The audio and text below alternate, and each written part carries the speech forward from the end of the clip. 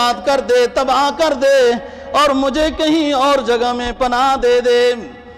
جب فرشتوں نے اب دیکھا کہ اللہ کا پیغمبر اب اپنی پناہ مانگ رہا ہے، حد سے زیادہ پریشان ہو چکا ہے، تو کہنے لگے قالوا یا لوط انا رسل ربک، اے اللہ کے پیغمبر پریشان مت ہو، انا رسل ربک لن يصلوا الیک فاسر باہلک بقطع من اللیل ولا يلتفت منکم احد الا امرأتک انه مصیبها ما اصابهم ان موعدهم الصبح الیس الصبح بقریب۔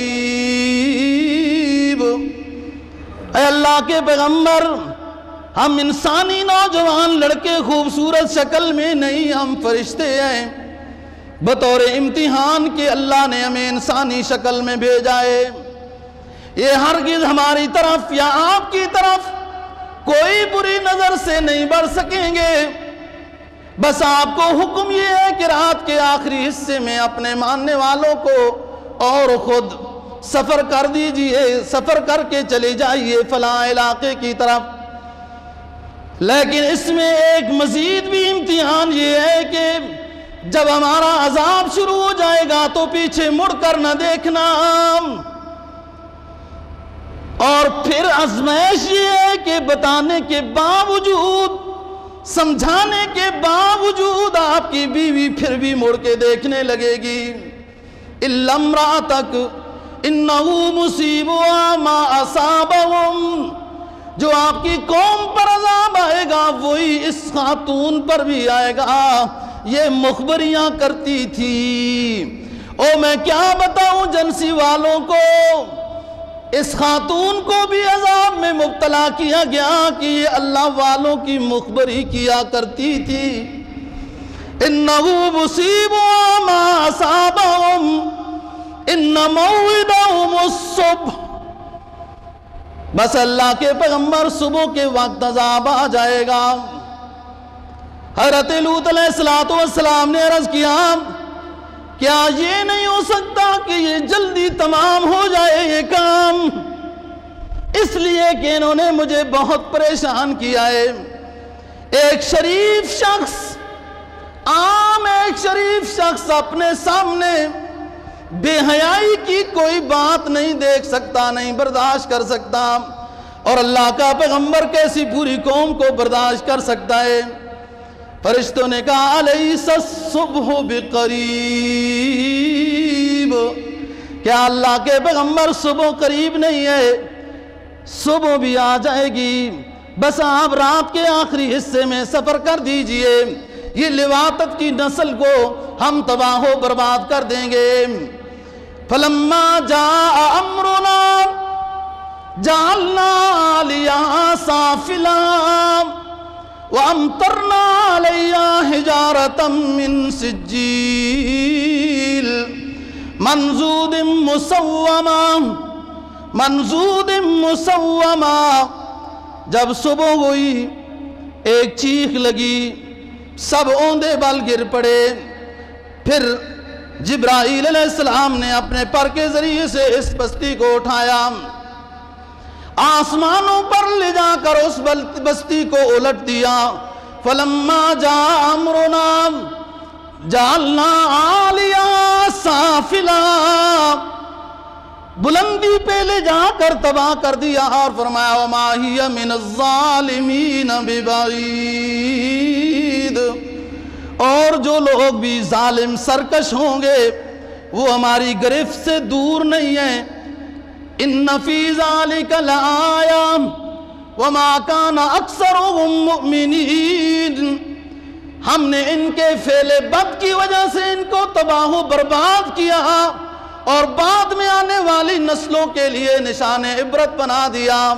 یہ ایمان والے بھی نہیں تھے، خیانت کرنے والے تھے، راہزنی کرنے والے تھے، اور لڑکوں کی طرف گندی نیت سے جانے والے تھے، تباہ و برباد کر کے بعد میں آنے والی نسلوں کے لیے نشان عبرت بنا دیا، تباہ ہو گئے۔ حضرت لوط علیہ السلام اور صرف ان کی 2 لڑکیاں جو ان کی بات کو ماننے والی تھی بس وہ بچی ہیں۔ اور ایک عرصے کے بعد پھر حضرت لوط علیہ السلام بھی اپنی موت کے ساتھ دنیا سے رخصت ہو گئے، لڑکیاں پہلے رخصت ہو گئی۔ کچھ لوگ بھاگ بھی گئے تھے رات کو۔ قرآن نے کہا مُصَوَّمَةً عِنْدَ رَبِّكَ وَمَا هِيَ مِنَ الظَّالِمِينَ بِبَعِيدٍ۔ ہر فرشتے کو جو کنکری دی گئی، جو پتھر دیا گیا، اس پر نام لکھے گئے تھے کہ یہ کنکری فلانے کی ہے، فلانے کی ہے، فلانے کی ہے۔ جب ساری کنکریاں استعمال ہو گئیں، ساری کنکریاں استعمال ہو گئیں، تو کچھ کنکریاں رہ گئیں اور فرشتے وہ پکڑ کر پھر رہے ہیں، ان کو وہ بندے نہیں مل رہے جن کا نام لکھا ہوا ہے۔ تو وہ دور ادھر ادھر وادیوں میں جہاں ملے وہ کنکری وہیں ماری اور وہ وہیں تباہ و برباد ہو گئے۔ اللہ کے عذاب سے کوئی نہیں بچ سکتا۔ رسول اکرم صلی اللہ علیہ وسلم کا فرمان ہے کہ ان برائیوں سے بچو۔ قرآن کا اعلان وَلَا تَقْرَبُوا الزِّنَا إِنَّهُ كَانَ فَاحِشَةً وَمَقْتًا وَسَاءَ سَبِيلًا۔ بدکاری سے بچو، رسوائی بھی ہوگی، رزق بھی جائے گا، اللہ کی ناراضگی اور عذاب بھی ہوگا، اور تینوں چیزیں، دنیا کی بھی تباہی، آخرت کی بھی تباہی۔ اور ایک مقام پہ فرمایا کہ لوگ زنا سے، عام زنا سے بچتے ہیں، لیکن بعض دفعہ طلاقیں دے کر لوگوں سے رسوائی سے بچنے کے لیے پھر بھی بیوی کو اپنے پاس رکھے رکھتے ہیں، پھر کسی اور فرقے سے جا کر فتویٰ لینے کی کوشش کرتے ہیں۔ طلاقیں 3 دی ہیں، پھر اس کو یہ ثابت کرانے کی کوشش کرتے ہیں کہ وہ ایک ہے، یا کوئی بتاتے ہی نہیں ہے۔ طلاقیں ہوتی رہتی ہیں، گھر میں لڑائی جھگڑے ہوتے رہتے ہیں، اور طلاق شدہ عورت کو اپنے پاس رکھتے ہیں تو وہ بھی زنا کا ارتکاب کرتے ہیں۔ فرمایا ڈرے اس دن سے، افلا یعلم اذا بعثر ما فی القبور وحصل ما فی الصدور ان ربهم بهم یومئذ لخبیر، کہ جس دن ہر کسی کو قبروں سے اٹھا دیا جائے گا اور جو کچھ ہے وہ ظاہر کر دیا جائے گا، ہر چیز اس کے سامنے آ جائے گی، تو اس دن کس کو بچائیں گے؟ کیسے بچائیں گے؟ کہ جو اس طریقے سے اپنے گھروں میں وہ مطلقہ عورتوں کو رکھ رہے ہیں، وہ زنا کا ارتکاب کر رہے ہیں۔ ایک مرتبہ رسول اکرم صلی اللہ علیہ وسلم نے فرمایا کہ جبرائیل علیہ السلام آئے اور میں نے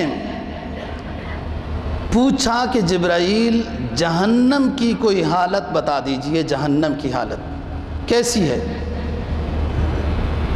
تو جبرائیل بتانے لگے کہ حضرت ایک سوئی کے برابر بھی اگر جہنم اپنی آگ دنیا میں پھینک دے تو ساری دنیا جل جائے گی۔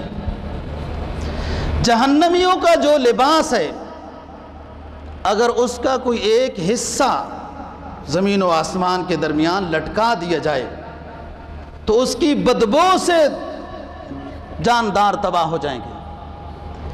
جہنمیوں کے کھانا زقوم، ایک قطرہ اس پیپ کا اگر دنیا میں ڈال دیا جائے تو بھی سب چیزیں گل سڑ اور بدبودار تباہ ہو جائیں گی۔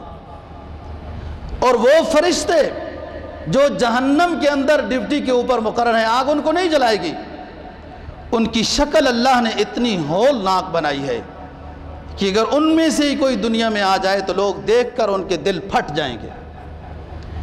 اور جن زنجیروں سے جہنمیوں کو جکڑا جائے گا، ایک کڑا اس زنجیر کا اگر دنیا ہستی میں ڈال دیا جائے تو زمین دھس جائے گی، اس کا اتنا وزن ہے۔